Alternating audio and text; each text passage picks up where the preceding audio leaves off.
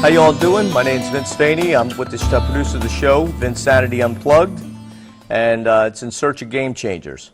So this show is often we deal with different new cutting-edge things like exercise and new politics and different policies and technologies and people in the community who are doing wonderful things. Tonight, what we'll be talking about is various diets for people with health problems or like myself who need to lose weight, still need to lose weight. And I'm going to introduce you to my guest, Chris Flaherty. Flaherty, yep. Flaherty. And Chris, just introduce yourself and let us know what you do. Sure. My name's Chris Flaherty, and I've lived here in Eugene pretty much my entire life. And I own Big Daddy Graphics. I've been in business for 9 years. We do all sorts of cool stuff, signs, banners, shirts, and vehicle graphics, and business cards. So it's a lot of fun. Okay. Every day, you know. I've done a lot of stuff for you. And yeah. Anyways. Yeah, how long have we known each other, you think? Since you were in that one industrial park in Springfield? How long has that been?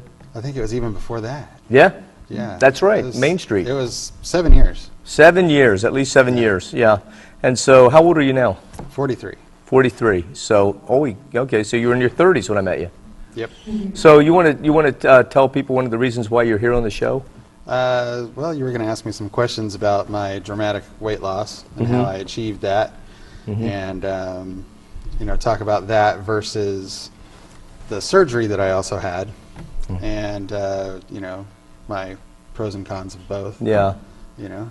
So Chris was at you were at you got extremely heavy for a while. Yeah. For how long have you been extremely heavy? How many years? Well, I've been big my whole life. Whole life, like since what age? Like when I was 10, I was you know, pretty portly kid, you know, and you know, it just continued on into my, you know, adult years. I would say my first big weight loss kick happened when I where was I about? I was about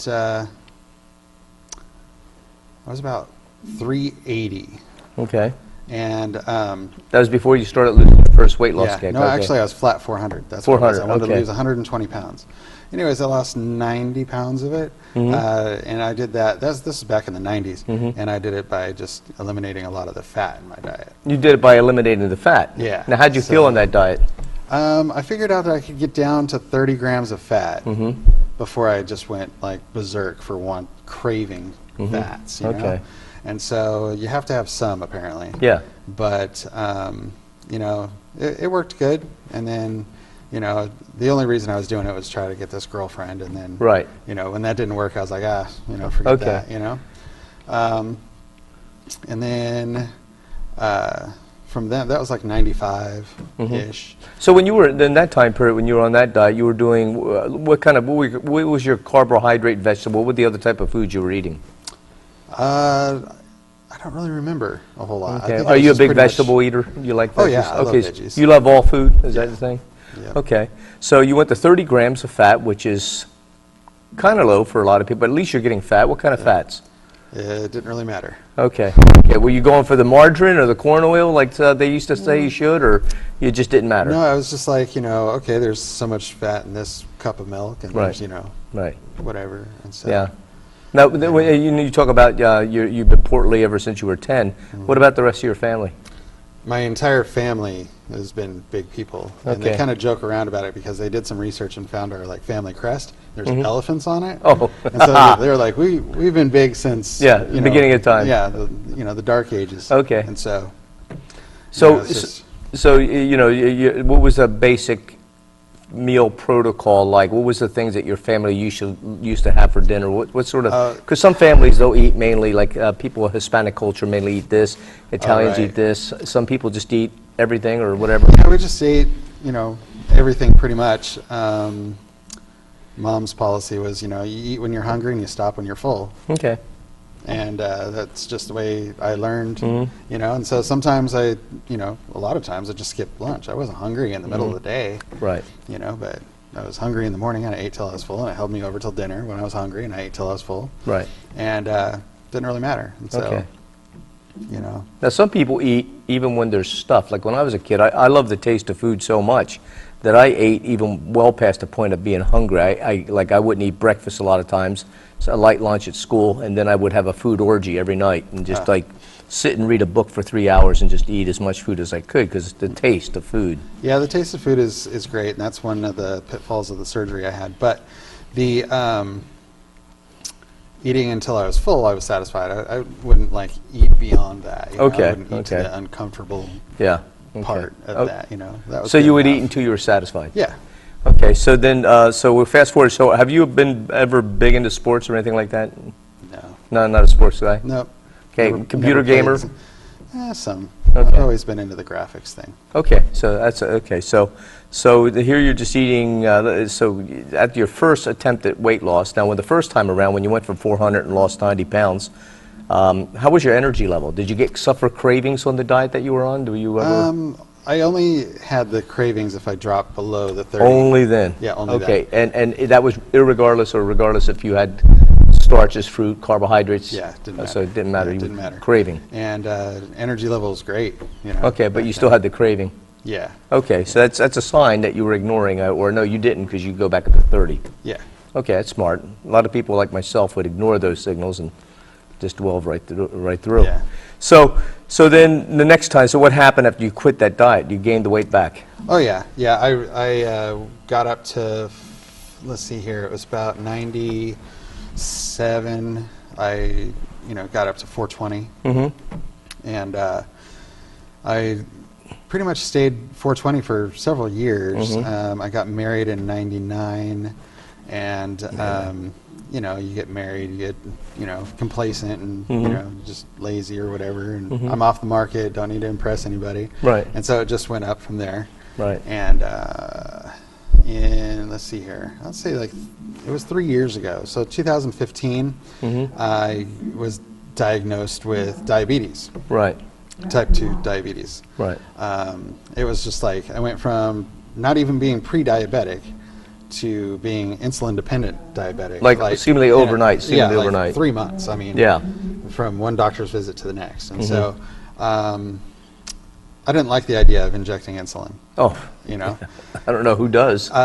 So I got their pamphlet on how to eat as a diabetic, and I followed this thing like the Bible and everything, and I thought I was doing great, so I went in a month later to see the endocrinologist, and I was expecting, to have lost some weight and everything. And improve your blood panels? Right, and get on the scale, I gained 4 pounds. Mhm. I hadn't had a Twinkie in a month. Right. And I was mad. And I talked to the doctor. I was like, this is a waste of time. Like, how in the world is this even possible? He goes, well, even if you're injecting any insulin, Mm-hmm. that means that you have an excess of blood sugar, and that's just going to go right into your fat cells. And Mhm. as long as you're injecting insulin, you're probably not going to lose weight. So, And that's what he said. Now, did he originally prescribe the insulin to you? Is that Yeah. the guy? Okay. So I was like, well, I got to get off this insulin then, Mhm. At But the he time- prescribed it to you? Yeah. Okay, because I know a lot of people who became insulin-dependent diabetics, and their doctors just say, just be prepared, because people go there and they're feeling like crap, and they have a lot of issues, and then they basically say, okay, you're diabetic, you need to take some insulin, and by the way, you got to get so many portions of grain and fruit and this and that and so forth. Yeah. So they told you that was a lot of the stuff, the way you had to eat was the grains. Yeah, they and gave so- me like this book, right? And so I went after I saw the doctor, and that really, sunk in. I was like, you're not going to lose weight as long as you're on insulin. Right. That just really hit core. At that particular time, I was on a mission to lose 100 pounds, Right. so that I could get this other surgery done, Right. a skin reduction surgery, and And to get rid of your diabetes or any propensity to diabetes. yeah, that was Secondary goal for you, secondary okay. goal, but so I wanted to get off insulin. That was first goal, and so when I told the doctor that I was doing some research, and I noticed that this book they give me, every other page is an ad for some sort of diabetes medication. Oh, wow. Whether it's testing strips or kind of insulin or some sort of prescription pill. And I was like, this entire magazine's paid for by the diabetes industry. They have no interest in getting me off insulin. So I was just like, get rid So of that. what was the basic diet plan they wanted you on? Being diabetic, sorry? They they didn't, you know, well, they had like these meal choices and, Right. you know, certain starches and so many servings of this and that and the other thing. And there's a lot of fruit in there and, you know, grains, rice, you know, oatmeal, in addition to everything else. And they usually advise, and most of my diabetic friends have said that they advise to keep their fat levels low, their dietary fats low. Yeah. And to avoid many kinds of dietary fats, like saturated fats, things with high cholesterol. Is that what they told you? Yeah, pretty much. Okay. Yeah. And so I did some research on Google and stuff, and I remember what you had talked about a long time ago. Because we had low talked about it carb. years ago, Yeah, right? and we Remember, didn't really because get when into I met you for a while, remember I was having problems with my weight Yeah. and suffering. And Yeah. then At the point I was diagnosed diabetes, it was 487. 487. pounds.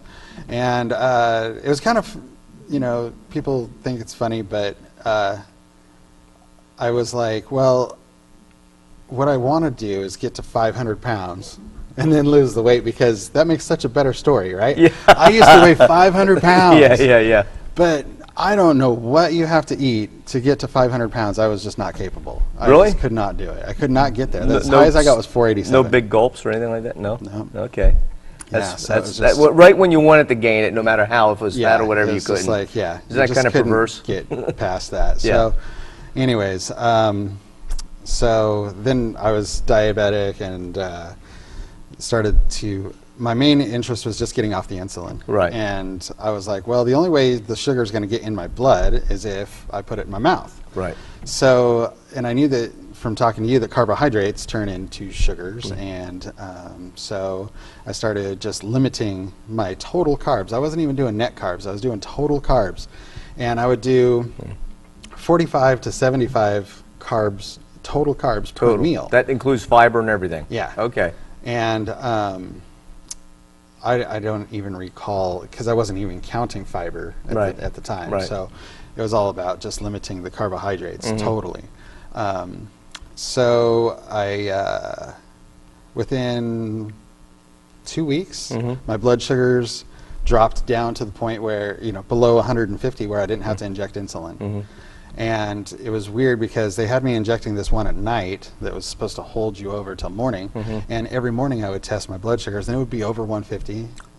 And I'd Over have to- 150? Right? Even if you weren't eating? Right. Okay. So I was like, I'm going to try like not taking this dose at night, and suddenly my blood sugars weren't over 150 in the morning. So Right. I don't know what this long-acting insulin did, but it rebounded. And so, anyhow, doing that diet, I lost 75 pounds, and it was in the course of a year. And No exercising either, right? yeah, there was no extra exercise. Yeah. You know. And a lot of my clients hate you for that, because, you know, they kick their own butts doing that. Yeah. So I think at some point I'm going to have to start exercising to get the rest off. Yeah. But right now it's just there's so much excess, it just falls off. Yeah. But so, you know, they wanted me to lose 100 pounds. Right. I got down to 75. I went in to go talk to that surgeon again, and he had moved to another clinic, and the surgery, you know, this new surgeon comes in and he says, you're still going to have to lose 100 pounds. And I was like, no, I already lost 75. I'm like 25 to my goal. I'm like trying to like Because they set told up a you, date. so he changed the deal on you. Is that Yeah, it? Is changed that, the deal. It was a different surgeon. Okay. Changed the deal. And so he basically wanted me to get to 375. So that's not too bad. So I went home with this goal to get to 375. And shortly after that, you know, I went through divorce, and I got kind of shot down over this, you know, oh, I still got to lose even more, you know. And things happened, and I gained every pound of that back. Pretty short order, too. It was So, like and what maybe was the 5 bulk of months. your diets? Was it like grains, starches, carbs, potatoes, the bulk of it, or? Oh, no, that wasn't the bulk of it, but, you know, like I just stopped limiting the meal carbs. Oh, okay. You know? Yeah. It was, I just like ate whatever. You know? Yeah, I went yeah. back to that eat when you're hungry. And the stop thing when you're is, full. you know, you have no idea, unless you're keeping track of it, and this is Yeah. one thing a lot of clients don't realize, is that if they don't keep track of their food and write everything down, you just, even people who are really experienced, you know, you you go over that certain amount of carbs that your body can hold, and you're going to start getting fat. Even if your body needs and can accept 100 grams of carbs, you eat 125 grams of carbs, and they're saying, well, it's only 25 more, but that's what accumulates. Yeah. I guess, and that happens to you and me and other people. Yeah. Yep. So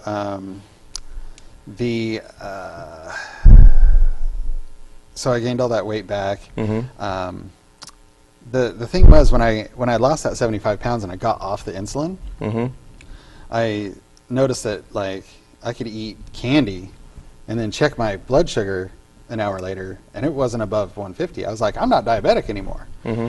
And so I was just like, I'll just eat whatever I want. But you know, even though my blood sugars were below 150, I still gained all that weight back. They were still in excess. And so anyhow, Now I got to warn, just out there, I got to tell the people, this is a warning when they hear Chris say that I could eat all this candy. The fact is, even though it's sweet, we have no idea if, you know, how much of the actual total sugar and carbs you were taking in, even though you're taking in all this candy. We have no way of like knowing if it was artificial sweeteners, which aren't good for you, but may not spike your insulin the same way or whatever. But the situation is that, you know, when you said that, my alarm would be, well, Chris got away of eating candy, so, Yeah, you know, no, so I wouldn't advise that, even though I'm not a doctor, expert, right? I'm not an expert by any means, No, but I'm just saying what happened. Yeah. So that's how I got all the weight back, pretty much. And so I went through a terrible breakup, but just like about a month before that happened, I decided that the only way I was going to lose this 100 pounds that they wanted me to lose was if I got into the weight loss program at Riverbend and signed up for this sleeve procedure. Okay. So my goal was, I went in there and they wanted me to lose 50 pounds. Right. So I was like, oh, no problem, I can do that. And then like the breakup happened, and I got horribly sick. I just didn't feel like eating, you know. It was just like I was so depressed and everything. I don't think I ate for like 4 days. You know, I just drank water if I could even hold that down. And then after that, I was like, you know, this is a good time to kick off that diet. You know, I wasn't supposed to start this weight loss regimen until I met with a nutritionist. Right. She was going to tell me how to do it. So I was just kind of like sandbagging it a little bit. Met with the nutritionist, and she was like, well, I'm going to let you do it your way for a month, and then when that doesn't work, we're going to do it my way. Okay. So that was like challenge. Challenge. Those were like fighting words, Yeah, you know? yeah. And I was like, oh, I'm going to show her. Okay. So I went deeper into that, you know. Deeper into what? The keto. The keto. You went deeper into keto. Yeah, I joined some keto pages on Facebook and stuff, and there's some pretty complicated stuff that I don't understand about keto. The bulk of it was I decided that I was going to do about 20 carbs a day or less. And so I was doing that by having a little Costco protein shake in the morning. Right. And man, you chug that thing, you're full. Yeah. I mean, I don't know what happens, but you know, it fills you up. And then I would have another one at lunchtime if I was even hungry for it. Right. And then for dinner, I'd have, you know, the 14 net carbs. So I learned how to count the net carbs. And so I did a lot of, you know, like chicken and broccoli or steak and cauliflower or whatever. And man, I could eat this. I loved it because, you know, you could eat a 24-ounce T-bone and a whole head of broccoli and all the butter you wanted. All the butter you wanted. know? Isn't that something And, that sounds counterintuitive to what we've been taught? Yeah. You know, you just cover that steak in bacon and mushrooms, and you know, it's just like, this is great, you know. Right, and it wasn't a hard diet to stay on, was it? No, it wasn't. Liberating. And, you know, it was kind of weird. Like for the first month or so, you still really, really crave the bread and rice and pasta. I mean, you walk in the grocery store and it just hits you like a brick in the face. Man, whoa, I smell the bread. Yeah, because you can smell the bread aisle there's from still that addiction across the store. Yeah. Like a werewolf. And it's crazy. And so I was like, has the store always smelled like this? Or am I just thinking, hyper, you know? hyper. It was weird. Sensitive, yeah. Really weird. And so, so once you get past that, it's like, if you don't, the important thing is you just can't cheat, because you have a cheat meal, it kicks you out of ketosis. Right. It could take you 3 to 7 days to Get back into ketosis. Especially, you know, I want to tell people, especially if you go a lifetime without being carb dependent and you don't get into ketosis, it takes a lot longer, especially the older you get. So some people get into, but you know, you and I, it's like, oh, I got to wait 2 more weeks, you know, and it's and so it's kind of a, you know, takes a bummer while thing, but the weight just fell off. So I started doing this, and I had my appointment a month later, and she's like, "Wow, you've lost." I think at the time it was 35 pounds. I lost 35 pounds in a month. And, in a month. Yeah, and at the time, I was doing some exercise. Okay. For the first 45 days, I did exercise until I lost that 50 pounds. What kind of exercise? So I was actually physically running laps. Oh, wow. In the pool. Okay, you know, that's through good. the water, back and forth at the gym, and I got up to a mile in 1 hour, and so I was just run, you know, back and forth in the pool for an hour. And I'm up to like 1.3 miles now. I'm smaller. I go faster through the water, you know, not as much to push through. But anyways, so at the time, I exercised for that first 45 days. I lost the 50 pounds in 45 days. Right. And so I went in there for the second month check-in. And, you know, I had 6 months to lose this 50 pounds. Okay. And so I lost it in the 45 days. You know, a month and a half. And 25% of the time they allowed me to lose it, I lost that 50 pounds. So they're like, wow, great, we'll just pass you on to the next step. You know, you're done with this. And so I just kept going, you know, beyond that. And I just kept up the diet because I liked it. You know, I got used to it, and it wasn't was hard. great. You didn't get, once you got over after the first month, you got over cravings. Yeah. And your energy level was high the whole time. Not the entire time. Like the first, you hit this the keto flu. They call it the keto flu, right? And a lot of that's from sodium deficiency. Yeah, you have kind of like a mental fog, and you're kind of just dragging for a little bit. But you know, as soon as you get, you know, fat adapted, and then boom, it's like energy and all the great things that go with it, and you feel great, you know. Yeah. What any other positive side physical benefits that you noticed besides weight loss? Well, there was the weight loss, the energy, you know, my blood sugar, you know, just plummeted, which is great. It was always normal. My A1C was 5.5, which isn't even diabetic at all. It's like normal. And I went from 7.8 when I went into the program to 5.5. And that took 3 months. Yeah. And so, and then, let's see here. So in preparation for this surgery, they had me do all this blood work, and they're just amazed that I was able to eat all this fat and, you know, butter and meat and red meat, you know, and my cholesterol was, you know, stellar. It was, you know, it was just great, and the only thing I was lacking was vitamin D, and I think everybody in Oregon does. So so that's the only thing she put me on was vitamin D, and so anyways, I by the time they finally set a surgery date and everything, I was within 5 pounds of that 100-pound goal to get the skin removal. 5 pounds of the 100-pound goal. Yeah, so I'd lost 95 pounds a week before surgery. Okay. Actually, no, sorry. I had lost, a week before surgery, I was down to 107 pounds, but I had to lose that 112 to get down to 375. Right. So anyways, I called up the plastic surgery place, and I'm like, hey, I'm on the brink of getting this, you know, gastric surgery, and I really wanted to get this surgery, you know, and they said, oh, well, the problem is that plastic surgeon you talked to last time has now moved on to another clinic, and you have to see a new plastic surgeon. I was like, oh, this again. He's going to say, oh, you have to lose another 100 pounds all over again. And I was like, oh, no. And she says, well, besides that, your insurance won't pay for that now. Why? I don't know. They just changed policies. Oh, you know, they just changed rules, and they're not going to pay for that particular skin reduction anymore.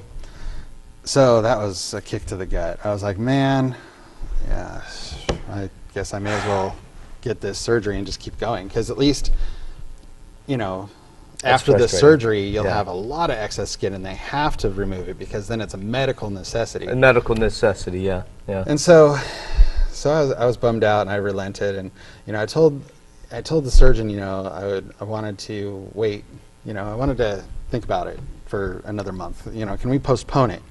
And she just like turned into like a used car salesman, a high pressure, you know, buy this vacuum, you know. Right.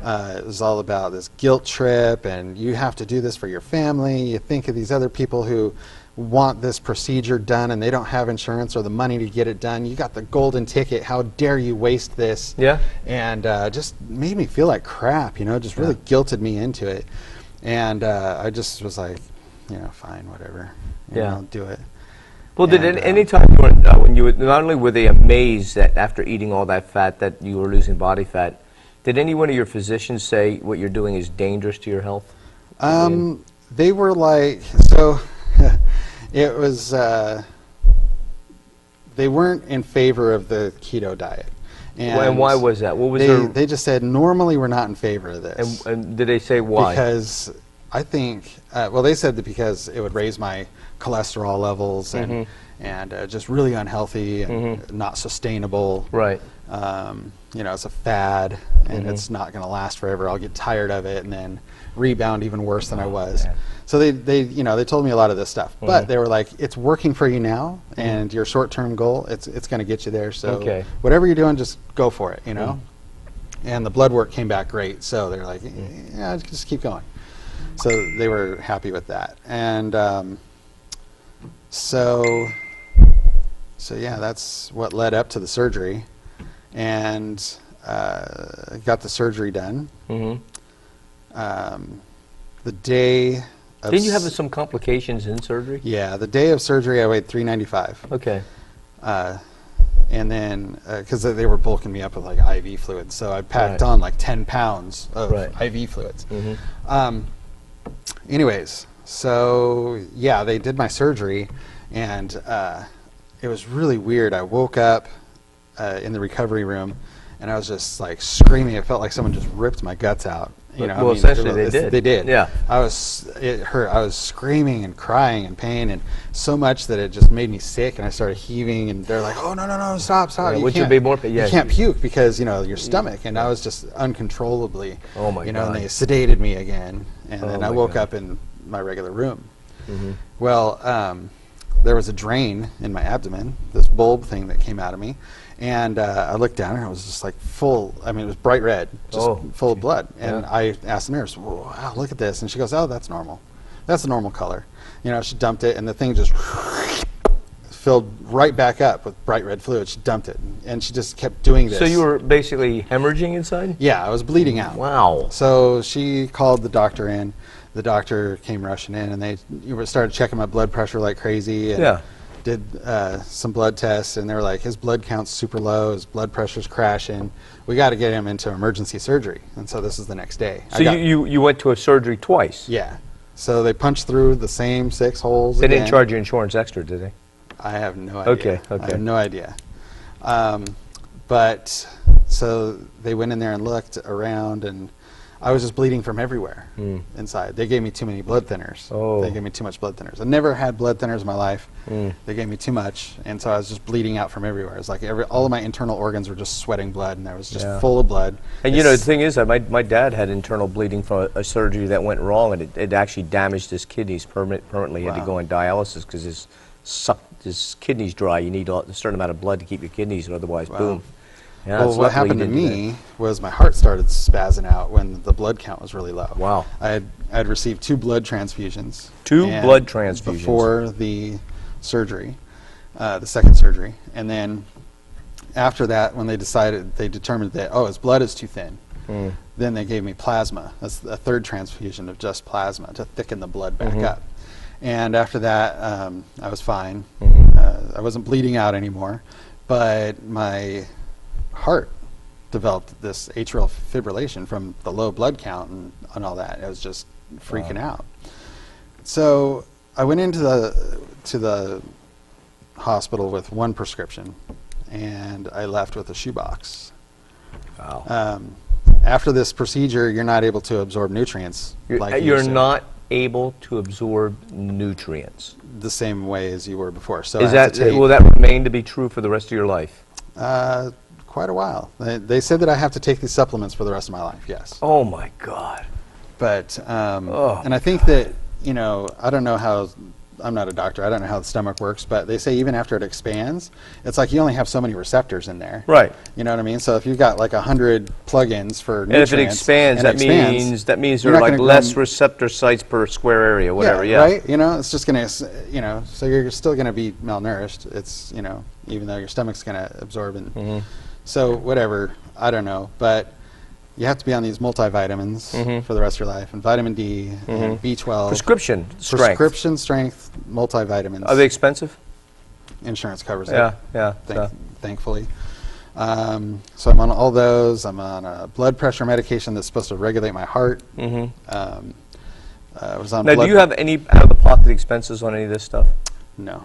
Okay, because you're lucky. Cause, Yeah, I'm lucky. You know, I did research on it, and you know, like if you don't have insurance, but somebody gives you cash, you know how much it costs for just without complications, how much it costs for your surgery? It's something like 32,000 or something like that. 28. The lowest estimate I heard was like $20,000. Yeah. That's the lowest. And that's like, that's a lot of ice cream you could be buying. That's a lot of Twinkies and butter pecans and or eggs or good food or whatever, or that's your kid's college education or whatever, you know, crazy. Yeah, you got to choose, you know, like, Yeah. you know, one or the other. So a week before the surgery, I had to be on a liquid diet, nothing but my protein shakes and chicken broth. Total misery. 2 weeks after the surgery, I had to be on a liquid diet, nothing but my protein shakes and the chicken broth and water. And it's a joke because your stomach only holds, at that point, maximum 2 ounces. It's like the size of both of my... 2 ounces? 2 ounces, which is the size of both my thumbs put together like this. 2 ounces. I Right. floss more of that out of my teeth every morning, you know? Right? So 2 ounces. they want you to drink half a gallon of water Oh, God. every day. And like, so you can drink, they want you to drink 1 ounce every 15 minutes. There's just not enough time in the day, Yeah. you know? So, you know, for the first couple of weeks, I didn't feel like eating or drinking anything. Well, like my stomach was sore. I was just Yeah. like, it wasn't like, it was beyond full. It was like, I felt like after you ate a bunch of crap at the buffet and you just wanted to be sick. Yeah, because you kinda ate too full. much. It's overstretched. Your stomach's Yeah. uncomfortable. It's not like that, you know, Thanksgiving coma that feels good, right? It's the minus to feel good, right? Type of Right. discomfort. Yeah, so After it was only an just- ounce or two of food, you feel that way. Yeah.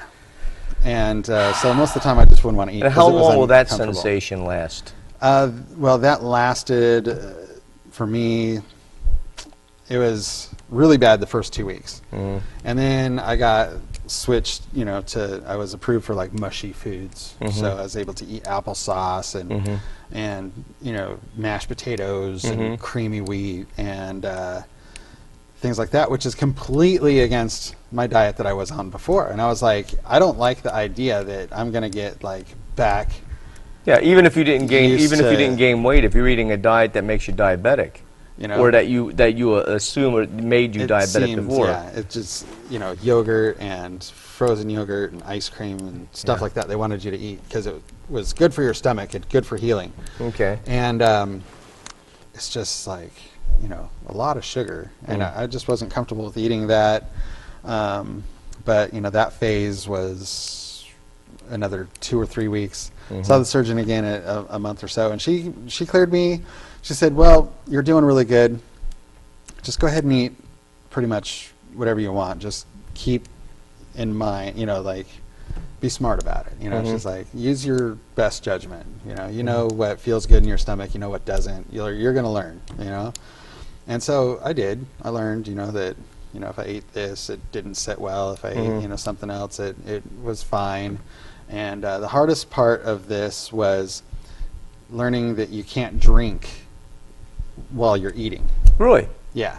You have to eat and then set a timer or just remember that you can't eat or you can't have a drink for 30 minutes. Is this going to be the way it is for the rest of your life too? Is that what they said to expect? Because these are things that you're like, you didn't know this going in, right? They didn't Right. tell you this, and you find Well, out. they And told kinda, me a little bit in those like first classes. You know, they have take these nutrition classes and stuff.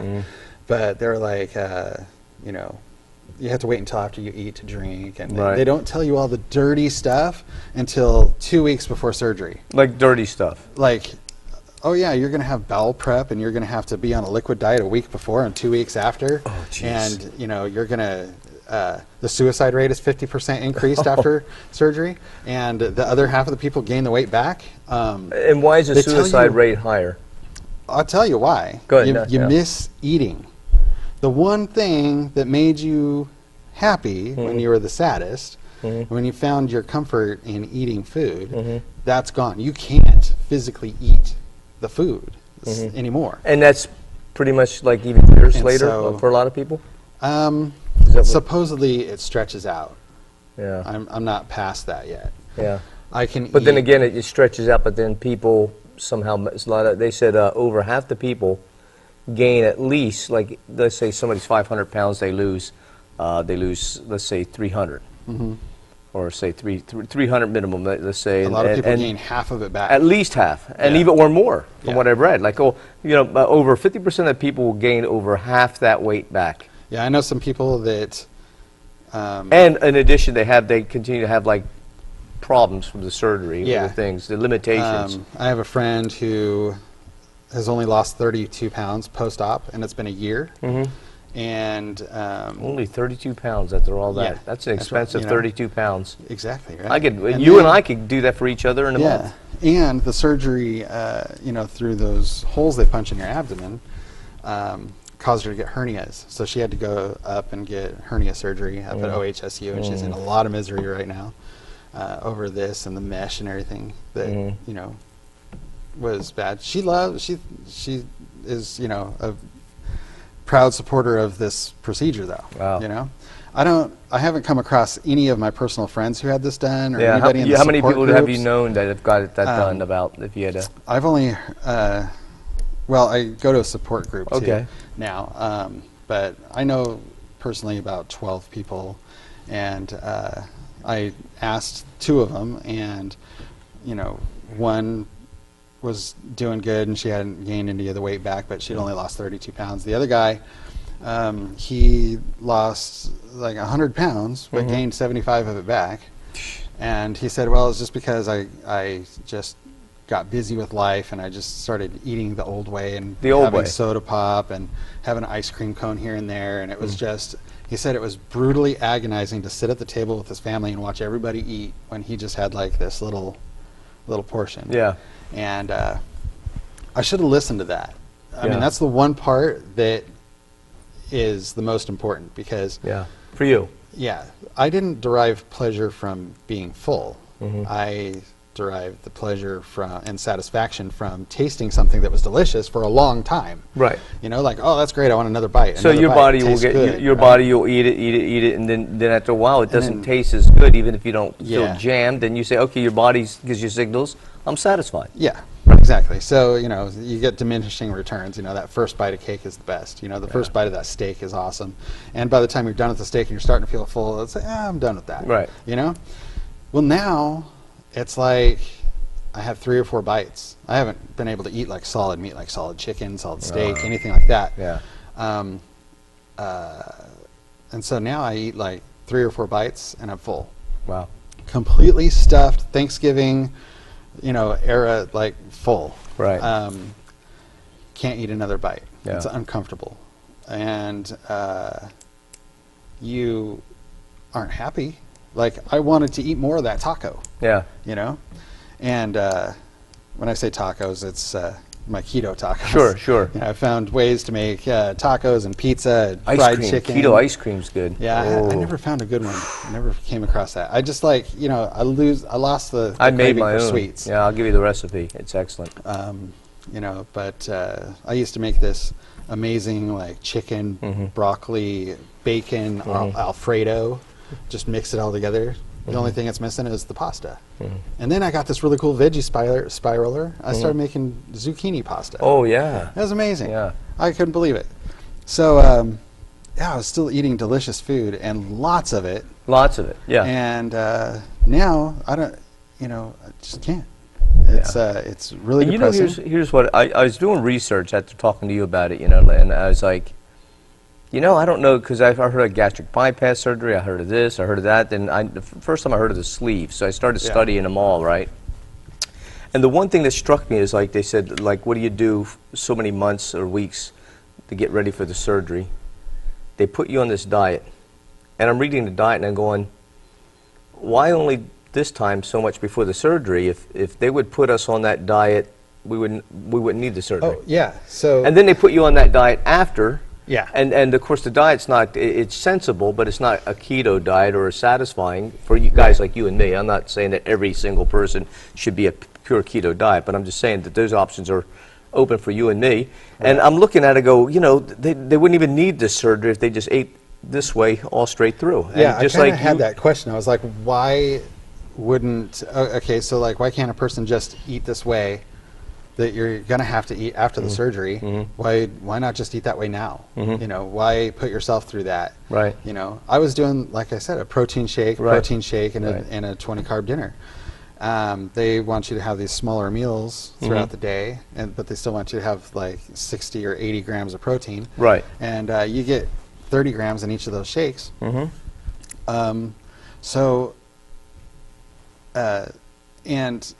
the procedure basically forces you into a keto diet because if you eat sugar, it's horrible. It just doesn't sit. Right. It's just like. And that was my thing. Your starvation. I said, I bet you, especially since you're keto adapted too, and you got keto adapted, that you more than maybe a lot of other people who got the procedure, because you would sustain yourself better even if you're not satisfied. Is like his pre-operation diet's keto, at least going into starvation, fasting ketosis. Your post-surgery is fasting ketosis. Yeah. And the fact of the matter is that now, though, you're eating 400 to 600 calories a day at the most. Did they tell you you have to avoid fats? I mean, that's what I want to know. Too much fat and greasy food will just run through. Your stomach is because of the operation. Yeah. See, and before, you were able to enjoy a lot of fat, right? Oh, yeah, whatever I want. Yeah. It wasn't a factor at all. Not a factor. And I know some people that they have trouble with eating a certain level of fat, even even regardless of the type of fat it is. Sometimes if they got to keep away from dairy fat, they could go to this fat or that fat, and they're fine. Some people just can't go beyond a certain limit because they may have some intestinal issues, digestive issues, pancreas, something that may be involved. But I remember that I was a couple of times I experimented and started eating, because allegedly the old calorie in, calorie out model is crude. It's good to have a Fitbit and try to go by certain things, but it's very rough, and it's just our bodies are more hormonal. We're not just furnaces. So, but according to my BMR and what I would put out according to Fitbit, if I was to be in a caloric chamber, I could say, I'm burning, let's say 5,000 calories. And I go, okay, I'm burning 5,000 calories. So if I don't want to stall my metabolism, I don't want to undereat. And that's the problem of getting so few calories, is that you're undereating. Maybe that's why so many people rebound even after this procedures, because their body's been starving and depleted, and the metabolism slowing down, thyroid was slowing down from what I heard. And then your stomach starts stretching, you start slowly eating more, maybe getting more sugary stuff, sodas. And all of a sudden, people put on the weight. Whereas here on keto, for me, I found out that I could eat for a while, especially if I was when I had metabolic syndrome and I wasn't eating keto. For a while, the extra fat, I started sleeping better. Every aspect of my life, cognitive ability just got sharp, where I felt like I was getting Alzheimer's. The fat just started melting off, even though I wasn't working out. Same thing. Yeah. All these things were happening. Sex life was everything better, right? Yep. So then, next thing you know, I'm eating, I just, for the heck of it, I go, I'm only allowed to have this much protein. And the thing on a keto diet is you don't require, even if you're a lifter, you don't require as much protein as you would on a higher carb, low fat diet. Your body actually needs, for whatever reason, maybe the fat, there's not enough fat to transport it, not enough hormonal activities going. But when I was eating all this extra fat, like 4,000 or 5,000 calories more than what I was allegedly burned, I didn't put on fat. It was just like, I just felt better and better. And of course, that lasted only a while, and then I had to cut back on the fat. Yeah. So But there's those things is that, okay, now they're showing evidence that on a keto diet, unlike any other diet, because you have energy from your own body fat and from the dietary fat, if you were to, let's say, burn 5,000 calories, but you ate a keto diet of 2,500, 3,000 calories, you still may not be hungry, and you keep your lean tissue, and now all of a sudden they say that might be the best anti-aging diet because you're producing less free radicals. Your longevity people eat less.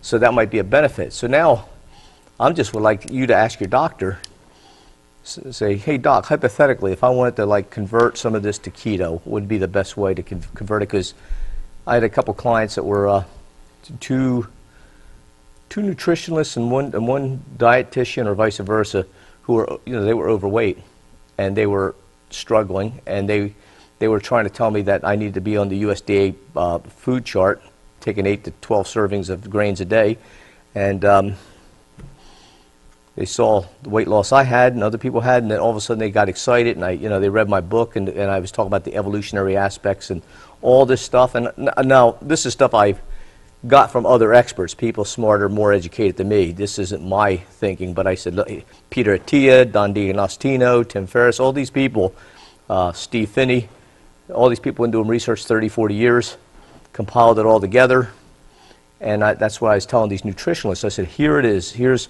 100 and some pages of links to PubMed, the WebMD, to all these lectures, to all these medical research abstracts. Don't just believe me. Look at the research. And they said, okay. And that's when they lost their fat. And they were like, wow, this isn't even a diet. I never crave anything. It's just, I never felt so not hungry and satisfied and just love eating now. On a lot of the Facebook groups I'm on, they call it a way of eating. It's not a diet. No. It's a different way of eating. Yeah. A diet is something that's temporary. We suffer. It's like, that's no fun. Yeah. This is just a different way of eating. I still had pizza. Yeah. I just learned to make it with a chicken crust instead of regular, and it was better than pizza. Right. It was amazing. You can get these super low carb, really high fiber tortillas to make your tacos and enchiladas. Make me hungry thinking about it. Yeah. You can. You want fried chicken? You take your chicken, you crush up pork rinds, and you mix it with the seasonings and toss it in there, and you fry it like that. It tastes like your chicken was fried in bacon. Oh, it's just so awesome. It's crispy, has the breaded outside, but it tastes all bacony and chickeny. Who doesn't like that? Well, you bring up some interesting things why people don't stay on keto. And again, this is not to say that I think everybody should have keto. And that's it. That's crazy, I mean, even Mark Sassone, who's a paleo guy, he does the keto reset, and then he goes back, and once he resets, he has to avoid grains because he just had irritable bowel syndrome. Some people just cannot tolerate arthritis. So as much as he liked the taste of rice or grains, he can't eat it. There's foods he has to limit because he doesn't want to pay the price. Just like me, I like beer, but I can't pay the price, to be drinking beer every night. Yep. So. But there are foods that he would avoid when he's doing a keto reset, and then he would go back and occasionally, I can have a little bit of this today. I'm within my carb limit, or it's a cheat day, and so forth. So some guys like say, today's Saturday, I'll eat whatever I want, because then they do the intermittent fasting thing too, which is something you did as well, right? Yeah, sometimes. Okay, and how'd that feel for you? It's kind of weird. Like you get into a stall, and then you feel like. Do a little bit of intermittent fasting for a couple days, and then whoosh, you hit your weight loss thing, starts going off. A lot of people don't like to weigh more than once a week, but I weigh every single morning. I do too. Because if I see that weight creeping up, I'm like, okay, what am I doing wrong? What am I doing wrong? It's a pound higher today than it was yesterday. What did I do? Start thinking about that, and that way you can keep it in check. And I just broke a 48-hour fast. Okay. Nothing but water for 2 days. My stomach just didn't feel good, and so I had water for a couple days. And in 2 days, I lost 8 pounds. How'd you feel? Better? Great. Yeah. I mean, Did you feel more fine. Energy, more clarity of mind? It was. I don't know. I was, a little more focused, I suppose. Okay. But there's something to be said about that fasting too. Yeah. I think in the wild, way back in the dark ages, humans just by circumstance intermittent fasted. They just didn't. They didn't catch something. And the for thing a few is, days, the argument that people said, well, yeah, why eat like a caveman? We know how healthy they were. I was like, well, they didn't die. I mean, sometimes they died from not enough food and malnutrition if they didn't get enough nutrition, but they died mainly from infections and murders and accidents and so forth. But when you think of it, what's going to be more likely to pass on the genes, the species, or the ones within the species who not only just barely survive long stints or unpredictable stints of non-eating, and then mainly a specific diet, fat-based diet, with occasional when the scarcity of carbohydrates was scarce, and so who would be more likely to have their gene pool dominate? The ones that barely can make it through such endeavors or hardships, or the ones that bodies modified so well that it thrived? Hey, I'm more alert doing this. I haven't eaten for a couple of days, but I'm more focused. And I think it goes both ways too. Fat people survived. These people evolved to store more fat for the hard times. Yeah. So you and I would rule many thousands of years ago. Yeah. Yeah, we'd be the alphas. So it's it goes both ways for sure. Yeah. But I wouldn't do the surgery again. Never. You wouldn't advise it to anybody. Would you tell them try this instead? I would be like last ditch resort. Like if you have the willpower of a flea, if you have tried every diet in the book, if you've tried keto and you just can't do it, if you have tried everything and you can't manage yourself. Yeah. And there are those people who can't. Surgery will force you. Yeah, it'll force you at a cost to eat the keto diet. I mean, that's the way it is. I mean, you can put pure sugar in there. It's not going to feel good, and it's going to be horrible. So you learn, that doesn't work. And you know what does work? Ground up meats right now, but meats and vegetables. Just like keto, too much starch and stuff, it just doesn't go well. A lot of people say I don't want to eat keto because it sounds tricky, and the people who tell me this are generally overweight, like I've been, and I go, well, obviously your carb-based diet's tricky because you would have like a six-pack and full of energy and perfect health panels. So any diet that will we veer off, and a lot of the trickiness has to be that we've lost touch with how we used to eat. We go and we get processed foods. Even if the macros seem right, there's like too many nitrates, there's too many of this, there's processed soy oil, bad fats. So, I'd say like, well, okay, if you eat, even if you're in a carb-based diet, and I know some people who do really well on a carb-based diet, but the thing is they eat a specific way. They don't eat like right before they go to bed carbohydrates, but they may eat a whole bunch of certain types of carbs early in the day. They get away with eating so many carbs that I couldn't. I mean, for me, you know how much sugar I'm allowed? Christmas, I can lick a prune or an apricot, a dried apricot. That's all the sugar I'm allowed. Right. But the whole thing is that people out there give up keto because they get the keto flu, and I learned that. If you have beef bouillon cubes, and you increase your sodium intake, especially sea salt, not that iodinized, commercial stuff, but salt that has all the electrolytes and minerals in it that you need, this different various salts that the ocean provides.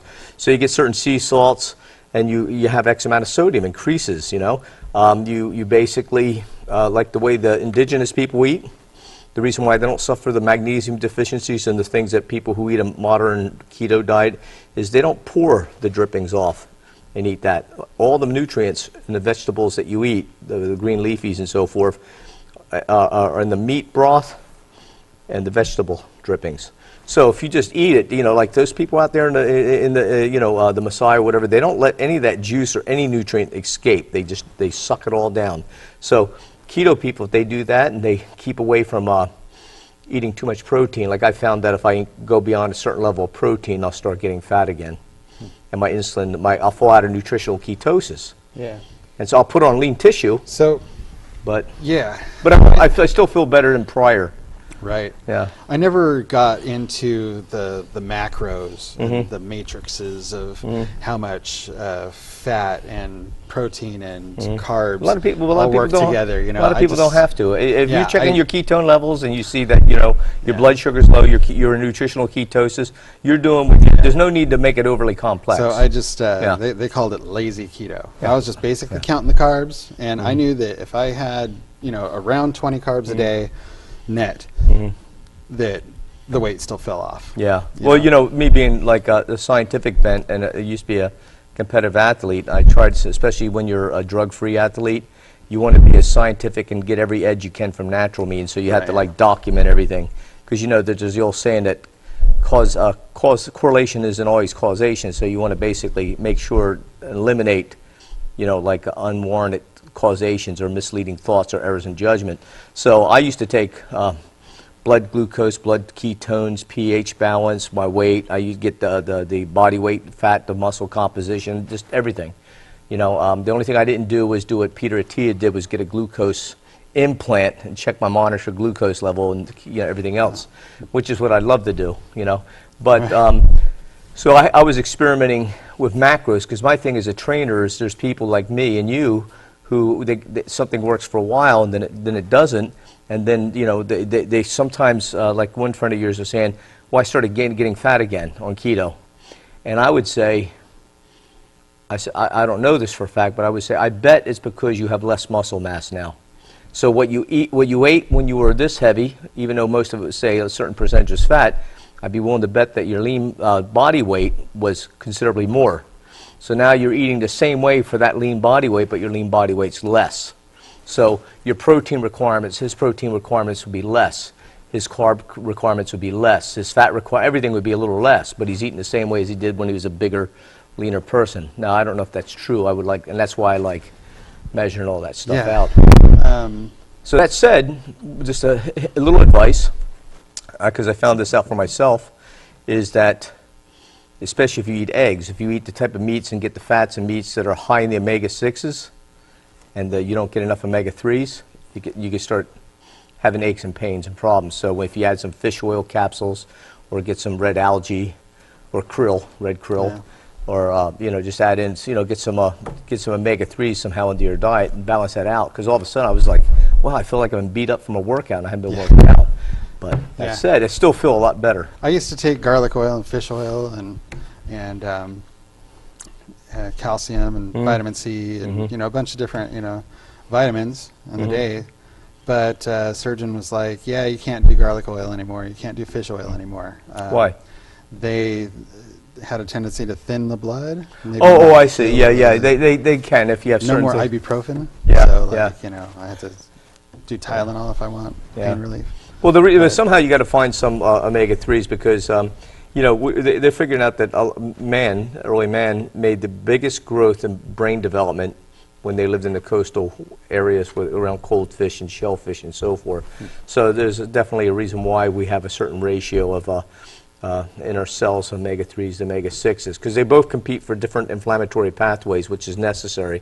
But if you're too heavy on this, it kind of competes with this. And so there's certain pathways that it's just better for us to have the omega-3s dominate as opposed to omega-6s. But these are little tricks, and any diet you're on, whether carb, paleo, this or that, you got to pay attention, and it's an individual too. That's another reason why it's good to document everything. Well, our time is up. And I tell you what, Big Daddy, I got to come over and get some more work done for you. I got a bunch of pictures and stuff, and I'm sorry that you feel sorry about getting the surgery. Yep. Yeah, if I could turn back time, I'd just stay on my diet. Stayed on your diet, and stronger. Wouldn't have let her bully me into getting it. But So when the first time around, when I was thinking about keto and going on it, you resisted. Yeah, I was like, that's crazy. You can't just eat like that. You just can't. You just can't do it. Yeah. You have to have carbs. I was Yeah, just like, there's no way I'm going to give up. Potatoes. Yeah, and science tells you, hey, this things. other stuff is because I've had doctors say this is crazy. It's saturated fat. It's going to, cholesterol's going to go up, and there's all things they're finding out. Like, some people on keto, their cholesterol levels actually do go up total, but their good cholesterol far outstrips their bad cholesterol, and the ratios puts them at less risk of heart disease. and inflammation factors. My and all opinion that. is keto can either be the best diet you've ever had, the best way of eating you've ever had, or it can be the worst thing that ever happened to you. And it's if you cheat, this diet will not work for you because the only way it's called ketosis for a reason. Right. You're only going That's to a lose the weight. very good point. You're only going to burn that extra fat out of your bloodstream. You won't be on a keto diet if you cheat. Yeah, if you're cheating. Yeah, it's not then keto, and that's what I tell people. your No, that's body's not a gonna- keto diet because you added in this muffin and you added in this beer. Yeah. And so forth. So, and that's the one thing I want to It's try. not going to work if you cheat. If I was to guilt trip anybody who is unhealthy and so forth, an adult, I'd say, man up, do this diet, show a little backbone. Don't feel like you're entitled to eat whatever you want whenever you want. That's not, there's a price to be paid. We got to be accountable. We got to understand the certain laws of nature, and you got to make intelligent choices. Don't teach your children that they should make intelligent choices and do this and that, and then be a hypocrite. So you got to. This is the best example of teaching your children, whether it's in the way we eat, the way we work out, the way we conduct business, the way we relationships, is like be accountable, be responsible, and do it.